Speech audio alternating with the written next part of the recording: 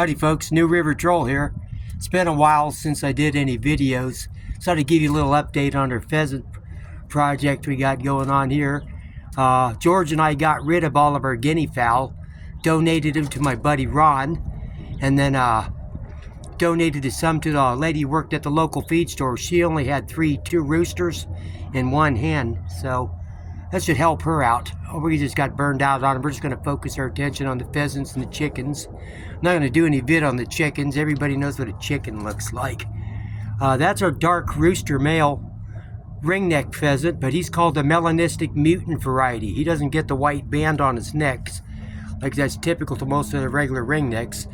And it's melanistic means basically, or melon, he's got all the dark pigments, basically blacks, but that on the iridescent colors throws him more purples, greens, and blues, and a little bit of some other iridescent colors, but not typical what you'd see on the regular ringnecks.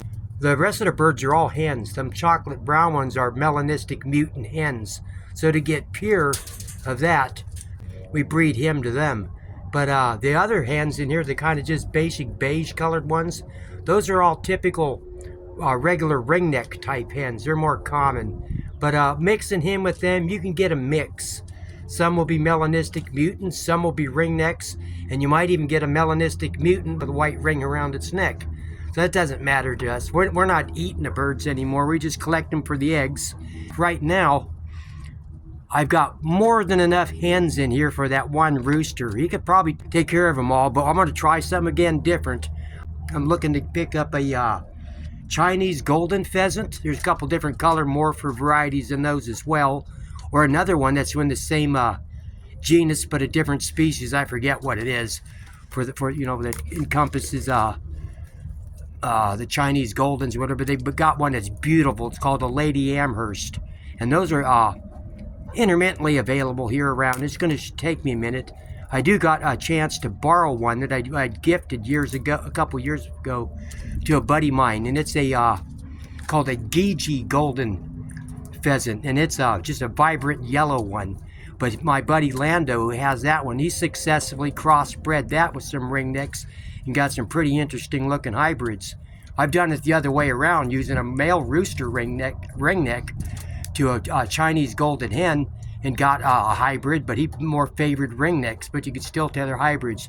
And also what I'm noticing here is we got our first egg of the season. I'm gonna have to go in there and get that. We get about,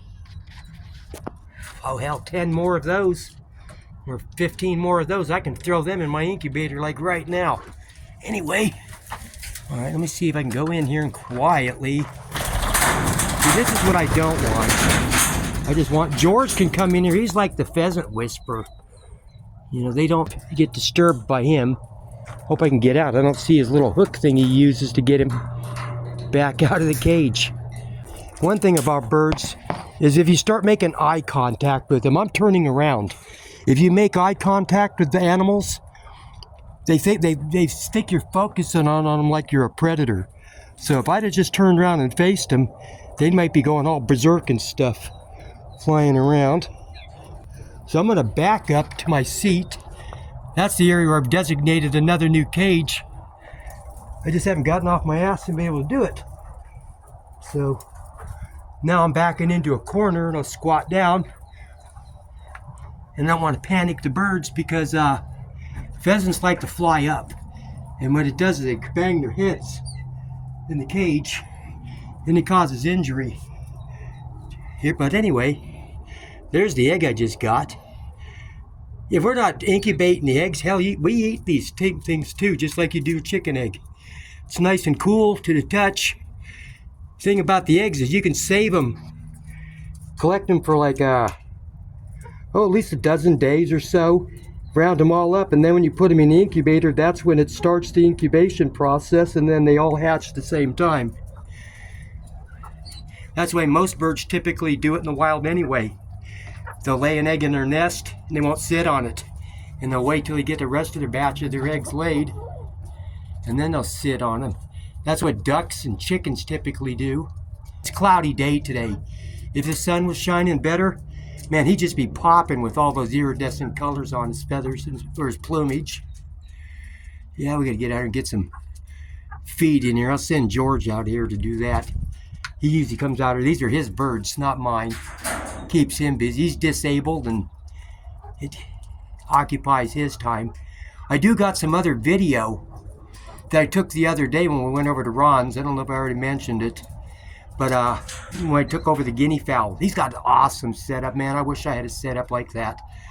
But took the guinea fowl over there, so I'll get my granddaughter, who does all the editing for my videos, Mallory, God bless her for that one there. She'll splice that in at the end of this one here. I guess I'll make that the outro, but this is actually a few days later. Different than a chicken, you can crossbreed these with chickens too. If you go on YouTube videos and you type in stuff like a hybrid pheasant and a chicken, or hybrid pheasants or whatever, they got quite a few of them out there. People hybridize turkeys with peacocks and all kinds of crazy shit. That's kind of, I'm into it kind of for the novelty. I got to get some pictures from Lando, or take my video over and get a picture of the one hybrid. He's actually got two hybrids. He's got a second generation hybrid that looks pretty awesome. Its mother was a hybrid. But I'm telling you, for reals, when you're out there and out in the hiking and shit like that, and you encounter wild animals, if you make prolonged eye contact with another predator, like a mountain lion or a bobcat, that actually pisses those animals off. And the other animals, deer or birds or anything, they see like you're fixating on them and you're stalking them. They see you as a predator and they just panic. That's how if I have to grab a bird, I'm looking out my peripheral. I mean, looking one direction, but kind of relying on my peripherals. I make a real quick snatch and grab. Sometimes I'm lucky and I get them. More cases than none. George actually had a ringneck one time that was completely tame. He could play with it, make it go to sleep. They play fight with each other. And them roosters, they got spurs on it. And he'd come in kind of bloody a little bit, because the bird would attack his hand. And then he could pick the bird up immediately afterwards and be hugging and kissing on this pheasant. It was crazy. That bird even just escaped the coop one time, and he was kind of disabled like George. He didn't walk real good. And disappeared in the desert for 5 days. And I could have said, well, I'm sorry, George, your buddy's gone, you know. And then about 5 days later, George is walking out there in his walker, and Floki come running up behind him. That was the name of his pheasant, and crashed into his back ankles. And he's like, pick me up. So George got his pheasant Floki back. That was so fun. That was so amazing. Oh, well, that's all I got. I'm just babbling here. I'll let my granddaughter splice in the other view, and hope you guys enjoy the little update. Talk to you later. Bye. Howdy, folks. New River Troll here, over at Ron's place. We brought him some white privileged guinea hens, solid white ones. I don't know where they're at. These are some of the guinea hens. He's going to get noisy here in a minute.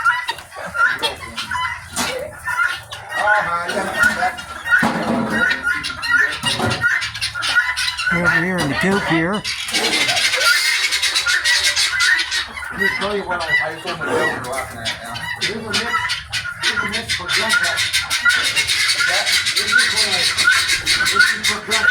That's Lando over there with my bud Ron.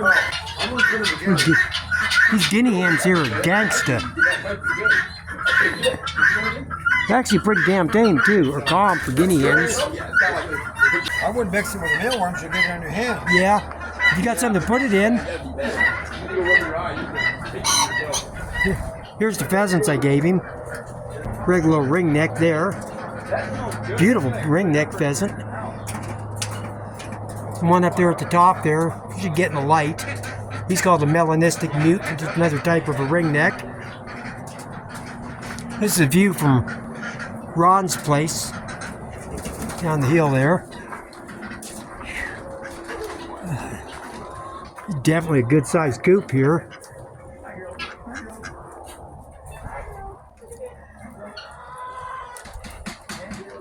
Yeah, I got another one over here under construction.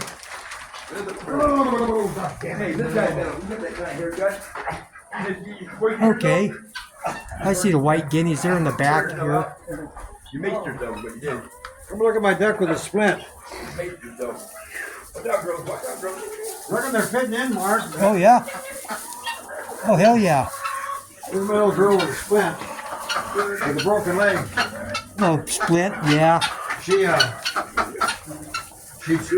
always going to have a stiff leg, but she can walk. Yep. Yeah. There's 3 white ones down there. The ones I just brought Ron tonight. See, the splint? Crawl them out. Oh, wow. Okay. Kind of doing that thing with the, yeah. And then it's almost ready to come off. So you broke its leg? Oh, there's a melanistic mutant rooster back there, It Pheasant. was hooked in I this. seen him a second ago. Yeah, that's a male bird, right? Huh? That one with the goofy hair is male. Yeah. They Yeah. got the hook. That's a Polish. I believe it's a Polish From this country, man. chicken with the fro, huh? Afro looking hair. Yeah. That's your hair back in the day. Back against the wall.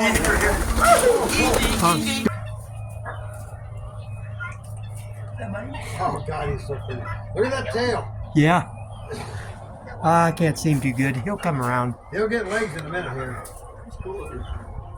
Goofy looking hair. He's fucking cool. It's cool looking, dude. Look at Dean Bat. Hi, buddy.